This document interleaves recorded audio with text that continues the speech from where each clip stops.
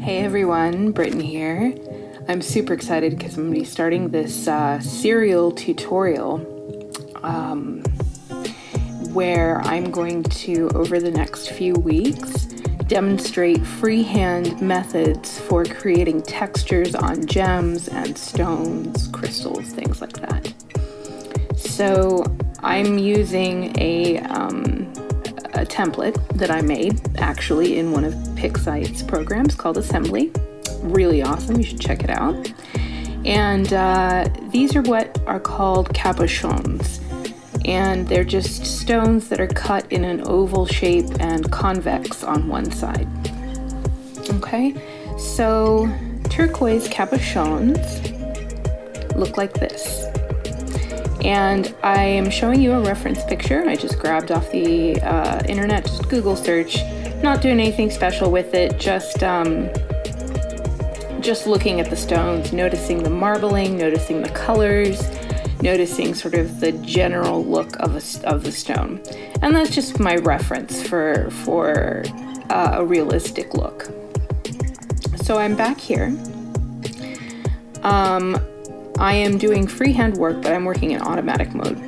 You can work in any mode you'd like. The great thing about this freehand process is that it can be used entirely from scratch, or you can use it in images that are here in our library that you're coloring. It translates to regular coloring very well. Okay, so I'm starting with airbrush. I love airbrush for laying down everything from base colors to burnishing or highlights or anything. It's just a great tool. It's a great all-around tool. Now, this might seem a little strange, but actually many of my gemstone textures, I start with a dark. Okay. So I've just chosen a color that's probably not exactly black, but close enough. And that is my base, my shade base.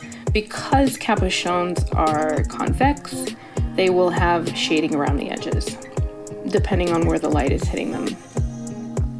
Okay, so my next thing to do is pick what I'd call a mid-tone. And a mid-tone is kind of just the color that is in between what your highlights are going to be and your lowlights or your shadows. Okay, this one I'm doing kind of a sea green base, and on this other one we'll make it more blue. Okay, now comes the fun part. I love to use plasma and laser for turquoise. I think it's fantastic. But first, we're going to go with our splatter brush. And fairly low opacity because the splatter brush tends to be very intense. I am working with a fairly large brush size. And on my green cabochon, I'm going to throw in some yellow. And on my blue one, I think I'll throw in some purple and maybe a little bit of that. And let's see, on my green one, might throw a little bit of a darker blue in there just for fun. Okay, so what I've done there is I've sort of created a second layer on top of my base colors. And that's going to be my guide for my detailing. Detailing, like I said, I love to work with plasma and laser, and I'll show you why. Laser, when working with a good vibrant color, creates some awesome looking effects because the harder you push, the brighter the color, right? So you can create some pretty awesome looking bright spots, dark spots, etc. And let's see if we can do it in some blue.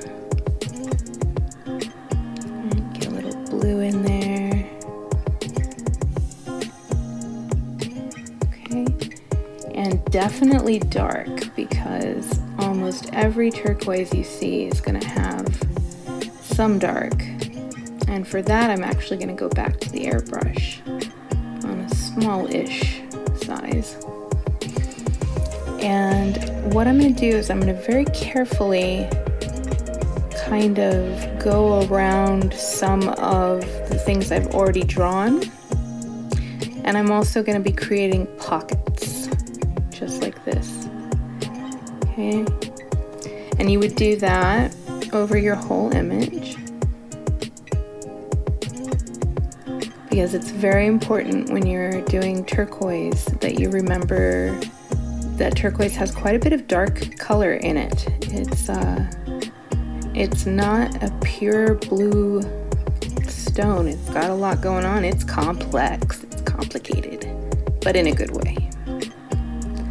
Okay, so I'm drawing some little, I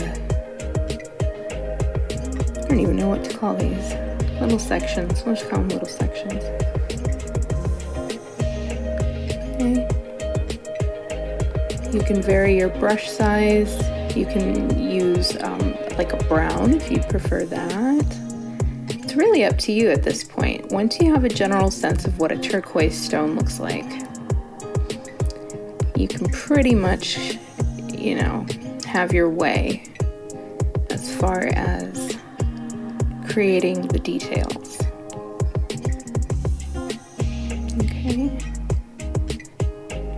As with most of my stone textures that I'm going to be showing you guys, not only are they long, perhaps a little time consuming at times, but they are also very relaxing in their complexity, because freehand allows you to really sort of let loose. And that is a really fun thing to do, to relieve stress and to just zone out, you know, just kind of let your mind take you wherever. I grew up on Bob Ross, so shout out to my homie Bob Ross. Rest in peace. Okay. You remember Bob Ross, right? He was so cool. So the next thing, after I've put in my dark colors, is to go in and add more details in areas to bring things out. So I'm gonna add a little bit of green. It's really totally random. There's no poetry to it at all. It is just kind of wherever you think it looks good. Keep that reference image in your mind. Look at it if you need to. Okay, and let's see. Let's do a little bit more of this green. And this time, let's work with the watercolor brush, because that's a pretty fun brush. We'll put it on, we'll start with a sort of a 75%-ish opacity. See what it looks like. See if it's what we want. Yeah, that'll work. Dot, dot, dot, dot, dot, dot, dot. Mixing tools like this is also super important for creating the effect of depth, because the more sort of textures that you have layered on top of each other, the more sort of complex your picture is going to be, the more detail it's going to have, the more depth it's going to have. It won't be flat. It won't all be done with one tool, although, you know, you can do things with one tool, and I often do, but for turquoise. Okay, so now I'm using the blender brush, and I'm on a low size setting, because what I'm doing, I'm gonna zoom in here so you can see, is I'm following the sort of lines that I've created and messing them up a little bit. Why would I do that, you say? Well, because frankly, stones are a little messy looking, right? They don't have perfect clean lines. They are marbled and fabulous. So I'm just kind of following my own shapes and adding yet another layer of detail. Okay. So you'll keep doing that until you've covered your cabochon with all of the sort of shapes and colors that you want. And when you are all done with that, comes time to kind of blend, sort of. And to do that, I'm using a very light color and my airbrush. And I wanted this turquoise stone to be very green, so I'm working with a very pale green, and you'll see what I'm doing is I'm just shining the top just a little. Not too much, because I don't want to cover up my work, but just giving it a little bit of a lift there in the center. And with this one over here, well, perhaps we'll work on that one later, but let me show you how to do now your highlights. Okay, so with a turquoise cabochon or any stone cabochon, you're going to have a polished surface, so it's going to be reflective. It's going to catch your light. I've created sort of fake shadows over here so that I can sort of see where my light is coming from. In this picture, I'll draw you a little. Oh wow, that's huge. So my light is coming in from that direction, right? Roughly. Kind of like over here-ish. So what I'm going to do is I'm going to do highlights using a very, very, very, very pale green, almost white, and my airbrush tool. And where I think the light coming in from that direction would catch, I'm going to put in these soft highlights. And another good thing to remember with highlights is if you do it on one side and it is a circular or oval object like this, you're going to get a shine on the far side as well, most of the time.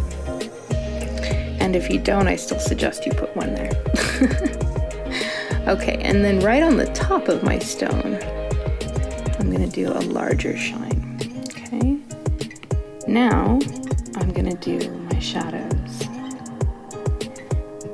And for that, I'm again just using airbrush with a very light touch,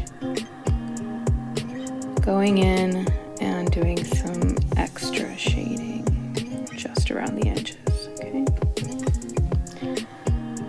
And that is how to make a turquoise cabochon or turquoise texture, period. Whether it's on jewelry or clothing or whatever. That is one way to do a turquoise effect. And I'm going to do this other one off screen and then come back and show you so you can see sort of a different version of it. Alright, so on this one I've decided I want to put some brown. Very common to see brown in turquoise. So I'm working with kind of a caramely brown color. And I'm going to start with the dark version of it. And all I'm going to do is I'm going to go in with my airbrush. You can use really any tool. In fact, let me switch tools here so you can see. I've switched to the oil brush. And all I'm doing is I'm just dumping in a little brown. I'm not too worried about whether it looks messy or clean right now because we haven't reached the blending point. We're still putting layers of interesting stuff down. Okay, now I'm going to switch to kind of a gold color because I check out the new technical pen. I'm going to use the brand new spanking awesome technical pen to create a long gold vein through my turquoise. So I'm going to start up here and I'm going to just sort of freehand this long spidery gold streak. Now the trick with gold, to make it really look gold, is to treat it like it's its own shape. And by that I mean, in fact, let's do this part with airbrush. By that I mean, treat it as if it has its own surface texture. Why? Because gold, when you're coloring, really just kind of looks yellow unless you give it a little bit of body. Okay, and I'm not worried too much about how perfectly clean it is, because we're gonna go in and do all kinds of things later, so.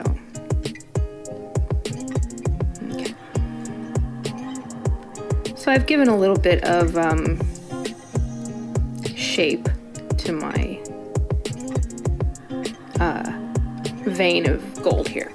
So you can see at a distance it stands out a little bit better than it would if it just was the plain yellow.